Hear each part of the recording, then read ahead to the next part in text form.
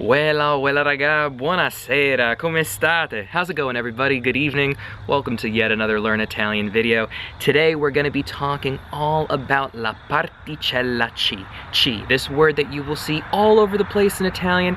It's got tons of different uses, and I'm pretty sure you guys already have a good idea as to how to use it in a couple of different ways in Italian. But what I'm going to try to do today is just give you guys a general overview of how to use it. We're going to discuss many different uses of it. Maybe in the future, if I think there needs to be a little bit more explanation with some more examples, we can do that in another video. But today, just want to do a nice little general overview. So let's begin with how we use c'è. I want to get right to the chase. Sorry, that's the first thing that I wanted to say. So let's begin with saying c'è and ci sono, okay? C'è is a contraction of ci plus e, so ci plus e because there's a letter I and a letter e, two vowels. No one ever says ci e. Italians, they just said we're gonna make it c'è. Now this is completely 100% standard Italian. 100% of the time people say c'è. No one ever says ci e. Just sharing that with you guys to give you guys a little bit of an insight if you'd like to know more of these technical things about Italian. But it's c'è, it means there is. Then we have ci sono, means there are. Let's take a look at an example now. C'è una persona qui. C'è una persona qui. That means there is a person here. There is one person here. It can also mean c'è una persona qui. Now, how could I say this if I want to talk about a lot of people? I would just use ci sono and change up some of the words. I would say ci sono molte persone qui. Ci sono molte persone qui. There are many people here, or there's a lot of people here. Actually, it's supposed to be there are a lot of people here because we're talking about plural. Okay, there are a lot of people here. So that's how we use c'è and ci sono. I just want to point out one small tiny thing about pronunciation. Properly in Italian, you say the word persona like this, with the, you really hear the S. Persona. Kind of similar to the English S. Sometimes you'll hear some Italians, it depends on their accent. You may never come across this. I've come across it a handful of times. Some Italians will say persona. Persona, there we go, persona. There's nothing wrong with that pronunciation. It's just more of like a local accent kind of thing. But always strive to say persona. That's the normal standard pronunciation. The reason why I bring that up is because the S can sound like a Z or a Z sometimes in some words, and it's completely the way that it's supposed to be said. Like in the verb sbagliare and svegliare. Sbagliare means to make a mistake. Svegliare means to wake up. When you're saying those two verbs, you have to pronounce the S like a Z, like a Z. Sbagliare, zb, and then svegliare, zv, okay? Completely normal, that's the proper way to do it. So I just wanted to point that out. Maybe you never came across this before, but look, I like to keep you guys well informed, and I know you guys love these kind of things, so just wanted to bring it up. Now I want to take a look at ci used as a pronoun. Ci used as a reflexive pronoun, particularly. So reflexive verbs, I'll leave a link down below in the description if I can find a site that's got like a list of all reflexive verbs in Italian. It's just something that you have to memorize. Reflexive verbs are things like the verb I'm going to show you, svegliarsi. Svegliarsi means to wake oneself up. That's why we've got the C at the end, the SI. So if I want to say that we wake up or we wake ourselves up, I would say ci svegliamo. See how I pronounce that? Ci svegliamo alle sette. Ci svegliamo alle sette. That means we wake up at 7 a.m. We wake up at 7 in the morning. And how do I know it's the morning? Usually in Italian you'll use military time, which is a 24-hour clock. And why is it we wake up? Because ci svegliamo. We, or to us, or to we, wake up. It's kind of hard to do the translation like that. Just know that it's we wake ourselves up, because svegliare is a reflexive verb. It can also be svegliarsi. I made a whole video on these. You'll find the link for it down below in the description if this doesn't make that much sense. Now let's take a look at ci, also used as a pronoun once again, with both direct and indirect object pronouns. What is a direct and indirect object pronoun? Okay, I'll tell you really quickly. I've also got those videos linked down below in the description. So a direct object pronoun is whenever we're talking about an action or something being done and it is happening directly to the subject or directly to somebody in question, right? So in using ci, as in us, I can say, for example, ci conosci. I'm asking you a question. Do you know us? Ci conosci? Because us, do you know? So the action of you know is directly affecting us. You know who. you know us, okay? That's what this chi is answering. It's answering that question. Who is it that you know? Or whom do you know, I think we're supposed to say. Who is it that you know? You know us, okay? It's directly affecting us, the pronoun, the subject in this question. So that's how you use it as a direct object pronoun. Now as an indirect object pronoun, this is when there's kind of something else going on in the sentence, okay? There's something else in our way.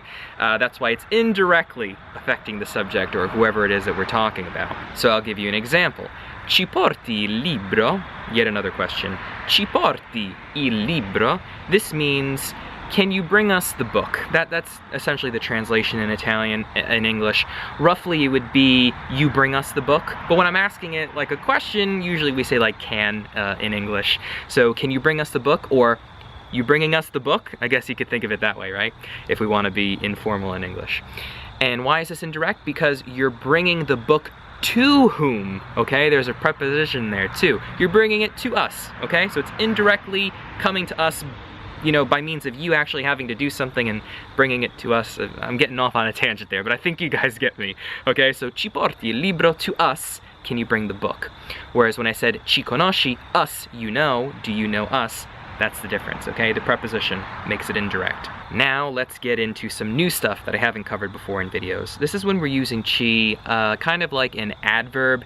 It's being used to replace talking about going to a place, like, or even going to an event. So going to a party, going to a country, a town, whatever it is. When we don't want to be too repetitive, we can use chi in the place of talking about places, cities, towns, locations, you get the idea. So let me give you an example. Oftentimes, my Italian friends always tell me, Devi venire in Italia, which means you have to come to Italy. You must come to Italy, because dovere means you have to or must. Devi venire in Italia. And oftentimes I say to them, yeah, sì, I was gonna say the English thing, the English translation, sì, ci voglio venire. Sì, ci voglio venire. Or I can also say, sì, voglio venirci. Voglio venirci. So let's back up and explain this. So when I say sì, ci voglio venire, that means yes, I want to come, but more specifically, because I always think Italian as being a language that's like, you have to be complete. You have to be very, there can be no ambiguity. Where do you want to come? You can't just say I want to come. You have to say I want to come there, or I want to come to Italy. So when I'm saying ci, I'm replacing to Italy. I could say, sì, voglio venire in Italia. But when someone asks you, devi venire in Italia, response, sì, voglio venire in Italia. It's too repetitive, you know? You can say it, nothing wrong with that. But if you want to sound really cool and like you really know your stuff, throw in ci. You'll sound really awesome. So I can say, sì, ci voglio venire. Yes, I want to come is literally how we'd say it in English. But it also means, yeah, I want to come there. Because in Italian, we always have to be specific about what it is that we want to do, or in this case, where it is that we want to go. So, sì, ci voglio venire. Yes, I want to come there. Now, I can also say, sì, voglio venirci. And why is that? Because in Italian, when we've got two verbs, where the first is conjugated and the second isn't, we can tack on pronouns onto the end of the verb that isn't conjugated. We saw this in our direct and indirect object pronouns video.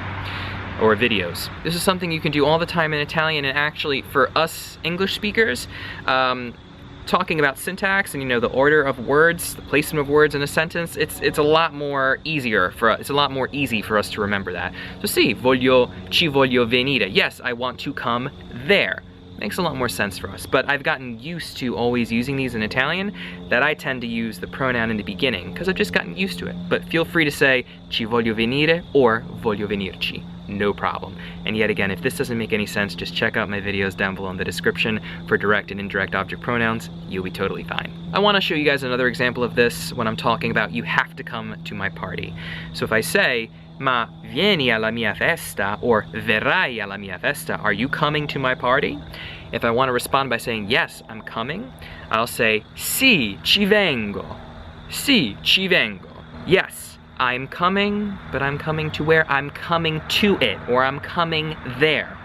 So that's, it can get, this is where it gets a little confusing and why some people really hate chi and just like to be, they'll repeat. They'll say, sì, vengo alla tua festa. They'll just repeat what the question asks because it's like, look, this is way too much thinking I gotta do. I just want to get the message across and be on my way. But if you can get in the habit of saying this, you're gonna sound so cool. Sì, ci vengo, because it means yes, to there I'm coming, okay? You can't say vengo ci because there's not two verbs. You can't put ci at the end, it's gotta be in the beginning.